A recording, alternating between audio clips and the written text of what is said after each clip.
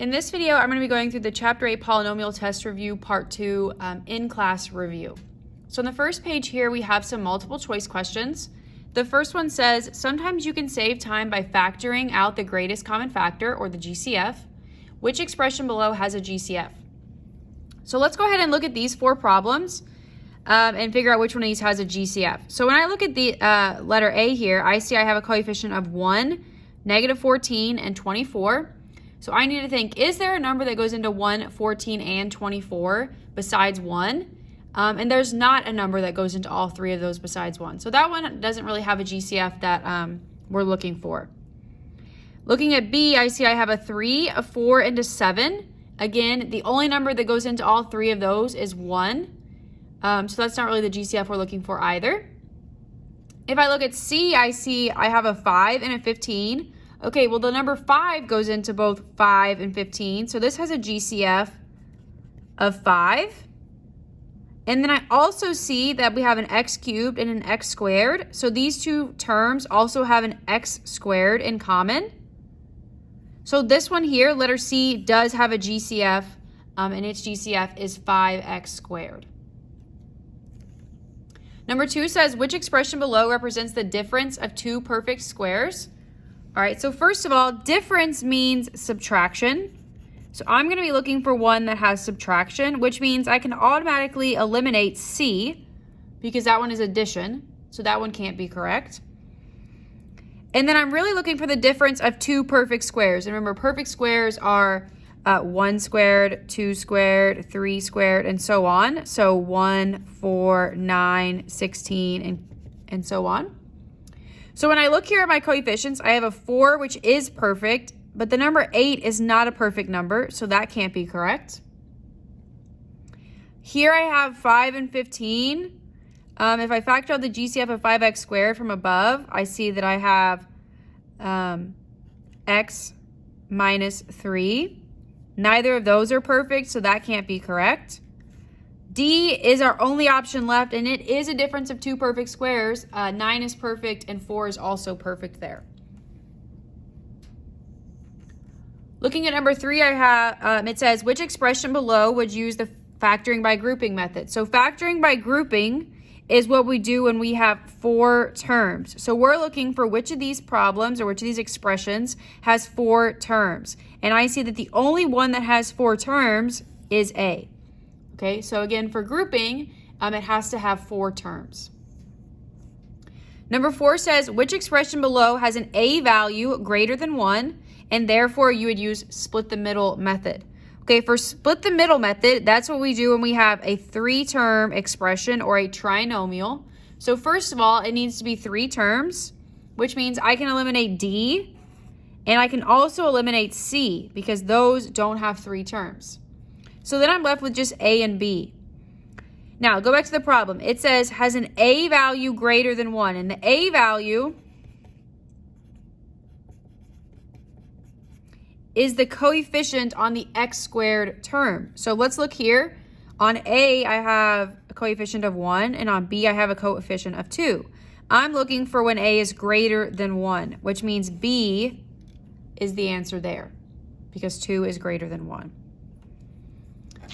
For number 5, it says, which expression below is a perfect square trinomial? Okay, again, trinomial means 3 terms. So it's got to have 3 terms, which means I can eliminate A because A doesn't have 3 terms. For a perfect square trinomial, we need the first term and the last term to be perfect. So let's look at this. 9 is perfect, 4 is perfect. X squared is also perfect, 36 is perfect.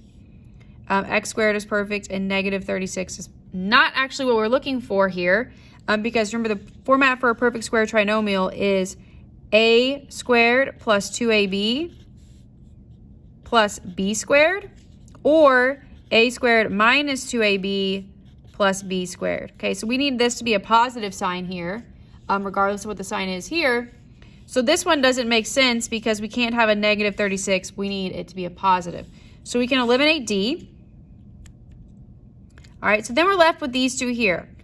All right, so let's go ahead and check B here. So say we have 9x squared minus 13x plus 4. I need to check, is this a perfect square trinomial? So let's find the square root of 9x squared. The square root of 9 is 3. The square root of x squared is x. So 9x squared is really 3x times 3x. 4 is really, if you take the square root of that, 2 times 2. Okay, so 3x times 3x and 2 times 2. But then I have to check this middle term as well. So remember, the formula for that is 2ab. So I'm going to have 2 times 3x times 2. 2 times 3x times 2 is 12x. Okay, so my middle term should be 12x. And if I look at my middle term there, I see I have a 13x, which means this doesn't match. So this one cannot be a perfect square trinomial, which means I'm only left with C. But let's go ahead and make sure that that is a perfect square trinomial as well. So I have x squared plus 12x plus 36. X squared is a perfect term. It's x times x. 36 is also perfect. It's 6 times 6. If I check the middle, I have 2 times a times b. So 2 times a times b is 2 times x times 6, which is 12x. My middle term here is a 12x. So x squared plus 12x plus 36 is a perfect square trinomial. Then for number 6, it says, which of the following is the complete factorization of 4x squared plus 9? Okay, so remember, when you factor, the very first thing we do is look for a GCF. So I need to ask myself, is there a number that goes into both 4 and 9 besides 1? Okay, and there's not. There's no number that goes into both 4 and 9 besides 1. So there's no GCF that I want to factor out. The next thing I should ask myself is, how many terms does it have? Okay, this has 2 terms, so it's a binomial. And the only possibility for a binomial is what we call the difference of 2 squares. Okay, let me get my flow chart out. So I looked for a GCF. I see it has 2 terms, so the only possibility here is the difference of 2 squares. So let's look to see if we have that format. 4x squared is perfect. It's 2x times 2x. 9 is also perfect. It's 3 times 3. All right, so it's looking pretty good, except what does the word difference mean? Well, the word difference means subtraction. Okay, we want a perfect square minus a perfect square. And in this problem, we actually have a perfect square plus a perfect square. So if we have a binomial that's a perfect plus a perfect, that is actually what we call prime, meaning it does not factor. Okay, you cannot factor this expression. It doesn't have a GCF, and it's a binomial that is a perfect plus a perfect.